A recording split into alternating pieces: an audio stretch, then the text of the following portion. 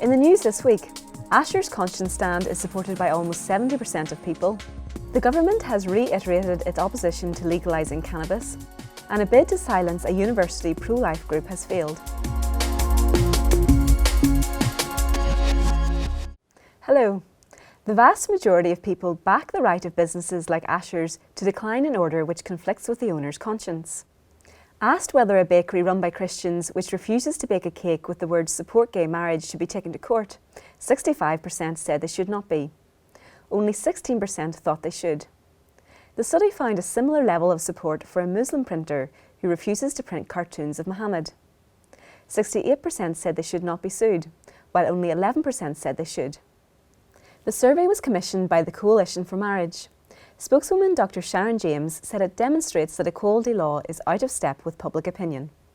This study tells us that nearly 7 out of 10 people don't think that businesses such as bakers or printers should face legal action for declining orders which go against their genuinely held beliefs.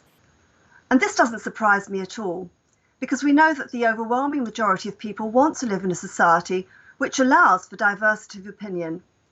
And yet at the moment, equality law, which was framed to protect those freedoms, is being used as a sledgehammer to force people to conform to a kind of politically correct orthodoxy.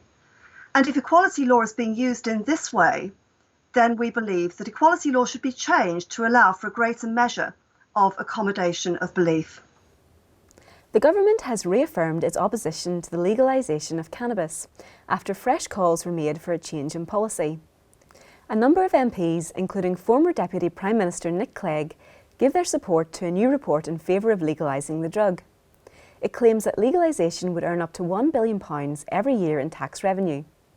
A spokesman for the Home Office said the government has no plans to legalise cannabis.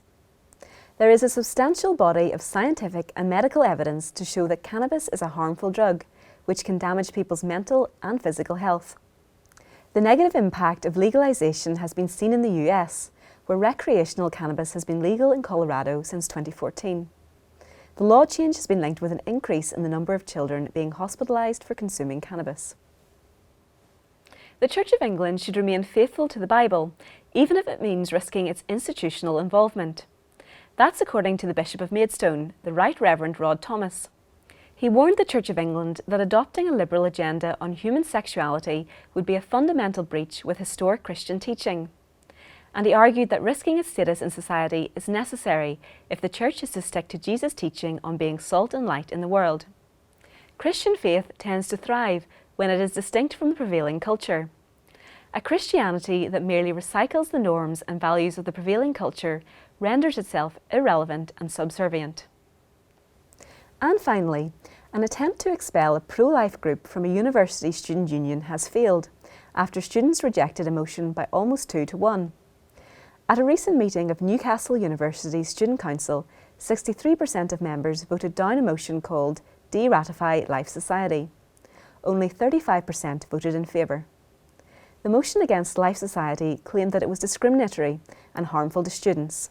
After the vote, the UK-wide Alliance of Pro-Life Students said free speech had prevailed. But the group pointed out that pro-life societies in Cardiff and Glasgow have faced similar attempts to curb their free speech. The Alliance of Pro-Life Students is here to stand up against these motions with pro-life groups and ensure that they continue to operate on campus unimpeded by such moves. Well, that's all for this week. For regular updates and information on all of our stories, plus much more, visit our website at christian.org.uk. Until next time, goodbye.